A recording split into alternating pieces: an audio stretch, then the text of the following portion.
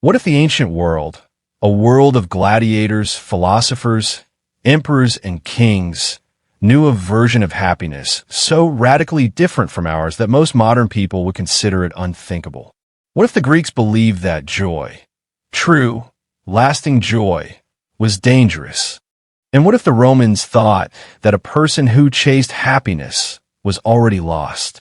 Imagine a world where the philosophers who shaped civilization warned humanity that seeking pleasure, comfort, or emotional highs would destroy the soul. A world where the greatest minds, Plato, Zeno, Epicurus, and Seneca, insisted that happiness could only be found by giving up the very things we believe created. But how could entire civilizations, known for art, beauty, and celebration, fear happiness itself? 1:50 to 8 o'clock. Set up to understand the truth, we must return to 4th century BCE Athens, the intellectual capital of the ancient world. The city was recovering from war, political collapse, and moral chaos. People were lost, emotionally, spiritually, philosophically. Into this uncertainty stepped a generation of thinkers who dared to ask the most dangerous question of all: what is a good life supposed to feel like? Their answers were shocking. Plato argued that happiness was not pleasure, but a struggle to align oneself with a higher order of truth. His student Aristotle suggested that happiness was not an emotion at all, but a lifelong practice. And then came the Stoics, claiming that emotions were storms that must be mastered, not celebrated. According to Zeno, to be happy was to remain unshaken by anything, even death. But another voice emerged, soft, quiet, almost hidden. Epicurus, the man history misunderstood. The philosopher accused of indulgence, lust, festivals, and pleasure-seeking. Yet he preached something different, a happiness built not on more, but on less. While the world paints his followers as wild hedonists, Epicurus himself lived in a small garden, eating olives, water, and a bit of cheese on special days. So who was right? The idealists? The realists? The Stoics? Or the forbidden Epicureans? And why did all of them point toward a version of happiness almost no modern society would accept?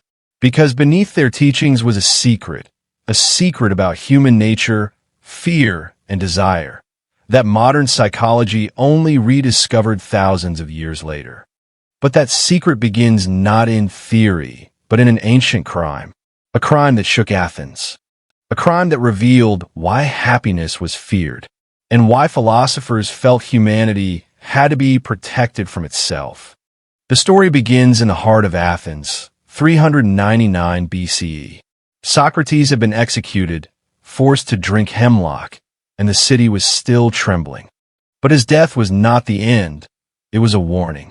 The pursuit of certain knowledge, or truths that challenged the emotional order of society, could be lethal.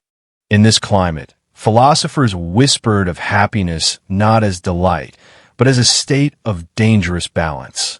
They watched ordinary citizens chase pleasures, wine, theater, gambling, even love affairs, only to see misery follow. The lesson was clear: left unchecked, desire devours the mind. Enter Epicurus, whose teachings seemed radical yet deceptively simple. Do not spoil what you have by desiring what you have not. He advocated small pleasures, moderation, and the deliberate avoidance of fear. Epicurus warned that the root of suffering was not scarcity, but irrational longing. But here's the twist: the system wasn't just philosophical.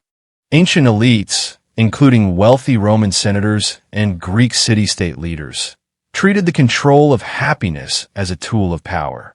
They understood that if ordinary people learned to find contentment within themselves, they would stop obeying blindly, stop working for wealth, status, and survival at the whim of others. True happiness was destabilizing. It threatened the order of empires. Evidence survives in obscure texts, fragments, and letters from the Hellenistic period, where Epicurean followers argued heatedly against the Stoics.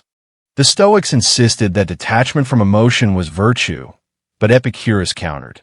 The only safe way to live is to understand your desires, master them, and accept life's limits. The hidden irony? Both philosophies, opposed on the surface, were designed to manage human fear, not simply to teach morality. Happiness, they realized, was not a gift, it was a weapon. And if wielded incorrectly, it could destroy nations. This tension became literal in the Roman Republic centuries later.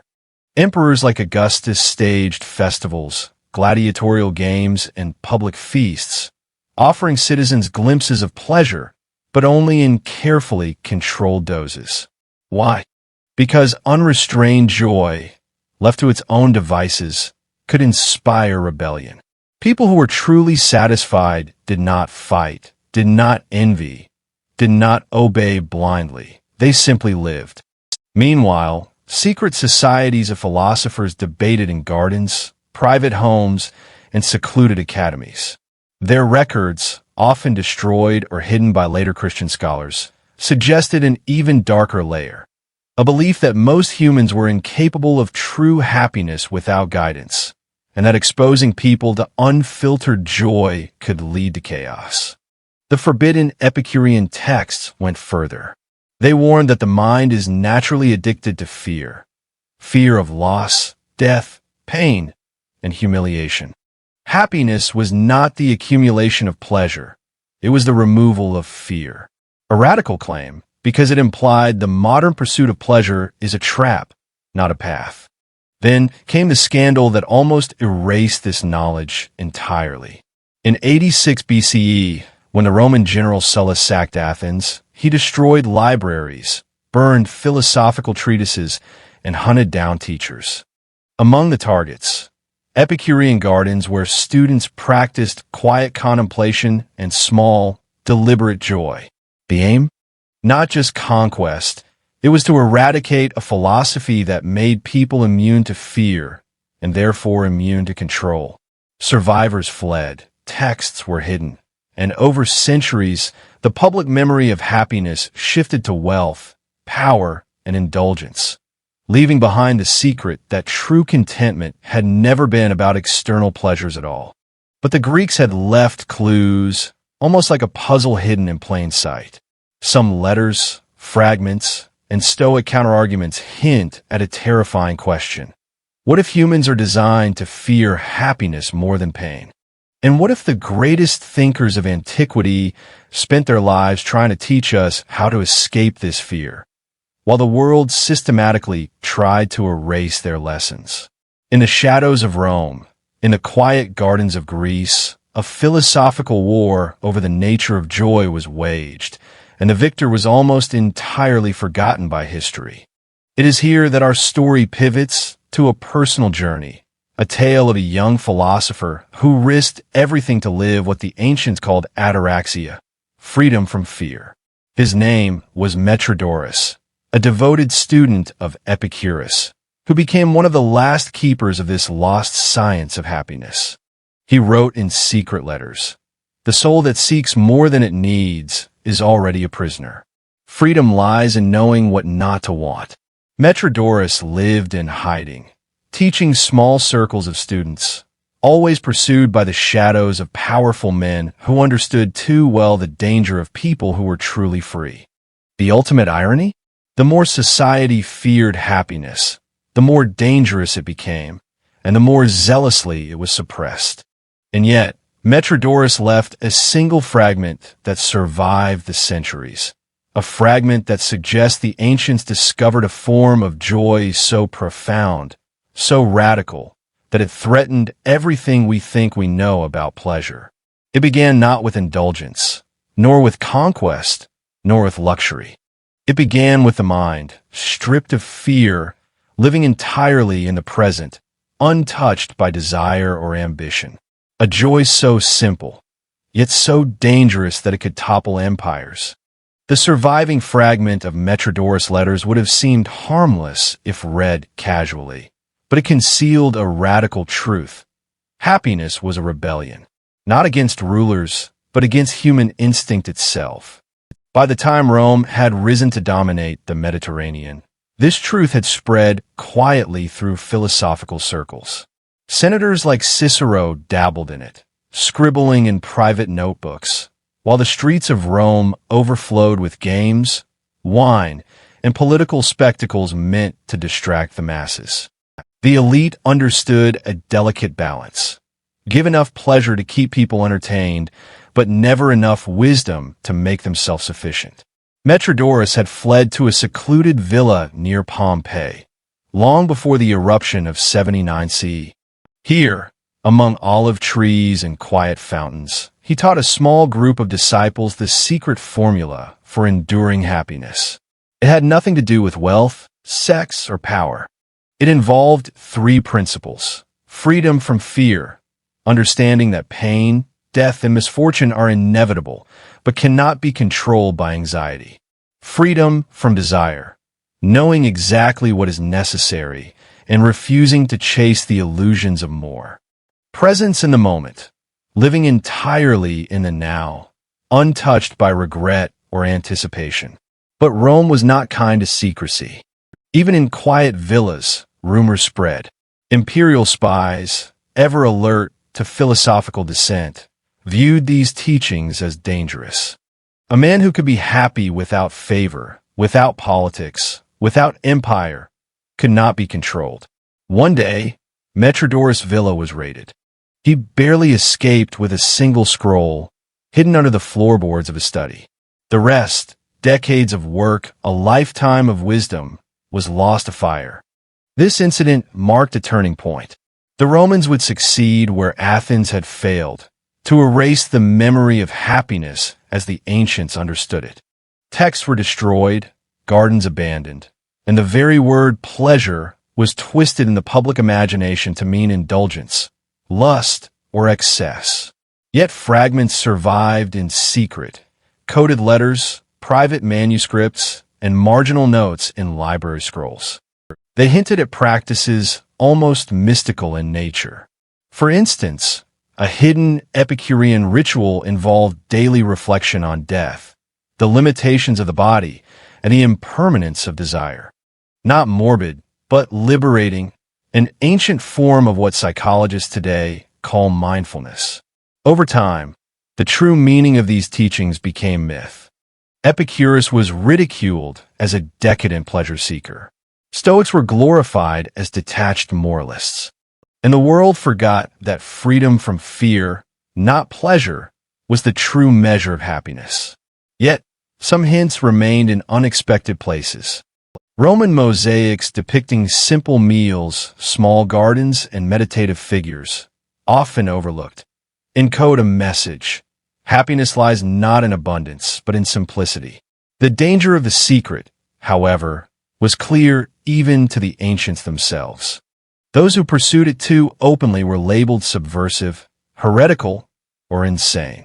Metrodorus himself wrote, "Teach this only in whispers, for joy that is free will be hunted by the blind and fearful." And the blind and fearful were everywhere. From emperors to magistrates to ordinary citizens addicted to distraction. The forces of society systematically suppressed the wisdom of the gardens. But the story does not end there. A few faithful students smuggled fragments across the empire to Alexandria, Antioch, and even the edges of the Silk Road. They were determined to preserve what the world could not yet understand, that happiness was not a pursuit, but a state of mastery over the self. One of these fragments would eventually resurface centuries later, hidden in a monastery in southern Italy, and it contained a passage that could shock the modern mind. If you chase happiness as the world teaches, you will never catch it. Only by letting go, by quieting the mind and conquering fear, can the soul be at peace. And when this is done, you are already immortal. Immortal, not in body, but in spirit. This radical notion terrified the powers of both ancient and medieval societies. For centuries, it remained a secret, whispered in private, studied in isolation, and feared for its destabilizing potential. And yet, despite the suppression, the truth endured. Small communities of scholars, monks, and secret societies carried it forward, teaching it cautiously. Some died for it, some hid it, and some, like Metrodorus' own disciples, recorded it cryptically for future generations.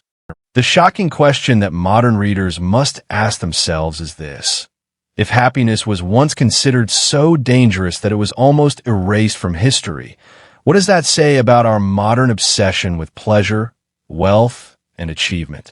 The final pieces of the puzzle would not be revealed until centuries later, when the rediscovery of Epicurean gardens and Stoic texts offered a glimpse of the radical blueprint the ancients had left behind. And it was here, at the crossroads of fear and freedom, that the ultimate truth about ancient happiness waited to be uncovered. A truth so counterintuitive, so revolutionary, that it could redefine what it means to truly live. By the time the late Roman Empire emerged, the original teachings of the Epicureans and the Stoics had become fragmented, misunderstood, and, in many ways, feared. Society had evolved, yet the same old pattern persisted. The pursuit of pleasure was encouraged, but only in ways that maintained control. Festivals, gladiatorial games, public baths, they offered temporary joy, but left the soul hungry and dependent. Philosophers realized something unsettling. Happiness, when pursued openly, was subversive. It gave individuals clarity, calm, and courage, the tools to question authority, refuse tyranny, and challenge injustice. Happiness, as defined by freedom from fear and desire, was a form of rebellion. One of the last known Epicurean teachers, Menoeceus, wrote in the 3rd century BC, "The man who fears nothing and desires little is already beyond the reach of kings and emperors." This simple statement reveals why the elites feared the philosophy. It stripped the population of the very emotions that allowed control: fear, greed, and envy. If people could achieve inner contentment, the games, bribes, and public spectacles would lose their power. And yet, humanity resisted. Most could not silence desire. They clung to the illusions of happiness offered by the world: wealth, power, conquest, and fame. They pursued it endlessly, unknowingly trapping themselves in a cycle of disappointment. The ancients understood that most humans cannot endure true freedom of mind, because fear is wired into survival instincts. And so, true happiness became almost a secret, accessible only to those willing to practice restraint, reflection, and courage. Evidence of this secret survives in unexpected ways. Letters from Roman households reveal small acts of personal discipline, retreats to gardens, daily meditations on death, and a deliberate reduction of material needs. Mosaics depict simple meals shared among friends rather than grandiose feasts. Even poems and personal diaries suggest a profound understanding. Joy lies not in abundance, but in mastery of desire. But perhaps the most dramatic example comes from a figure few know today: Seneca the Younger, the Stoic philosopher, advisor to Emperor Nero. Though bound by politics, he secretly practiced a philosophy akin to Epicurus. He lived simply, sought freedom from fear, and cultivated a calm mind even as Rome descended into chaos. In his letters, he warns, "It is not the man who has too little, but the man who craves more, who is unhappy." Seneca's life illustrates the paradox the ancients lived with. True happiness was invisible, dangerous, and almost forbidden. It required abandoning cultural norms, social ambition, and the pursuit of pleasure as society defined it. As Christianity rose, these ideas faced new suppression. Philosophical gardens and teachings were overshadowed by moral and religious authority. Happiness, once a radical pursuit of inner mastery, was reframed as virtue, charity, and divine reward, concepts distant from the radical personal freedom the Greeks had taught. And yet, despite centuries of erasure, a core principle survived: The human suffering is not caused by external events, but by the mind's reaction to them. This insight would lay dormant for thousands of years, waiting to be rediscovered by modern psychology. The shocking implication is this: the happiness we chase today, wealth, entertainment, social approval, is almost entirely superficial, a shadow of what the ancients knew. The true formula for contentment is not out there. It is inside, cultivated through reflection, restraint, and fearlessness.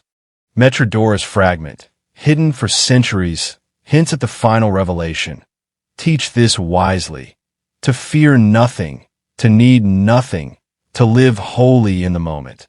That is the secret the world cannot bear. It is a philosophy so radical that, if widely known, it could upend not only personal lives, but entire social structures. The ancients understood that happiness, in its purest form, was too powerful to be common. And now, after millennia of suppression, the question arises: what if we finally unlock the lost wisdom of the Epicureans and Stoics? What if we reclaim the ancient secret that happiness is not about getting more, but mastering less? The final piece of the puzzle, hidden in the margins of history, is about to reveal itself. After centuries of suppression, the fragments of Epicurean and Stoic wisdom converge into a startling truth. The ancients didn't fear happiness because it was fleeting or immoral. They feared it because it liberated the human mind. Once freed from desire and fear, people could no longer be controlled by wealth, politics, or societal pressure. True happiness was a revolution in the soul, and revolutions terrify rulers. Metrodorus' teachings, hidden through wars, purges, and fires, point to a single radical claim: the soul that masters fear and desire is already eternal.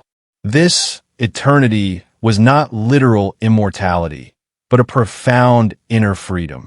The ancients discovered a joy that could survive poverty, betrayal, death, and even empire. It was untouchable, independent of circumstance, and invisible to the unenlightened.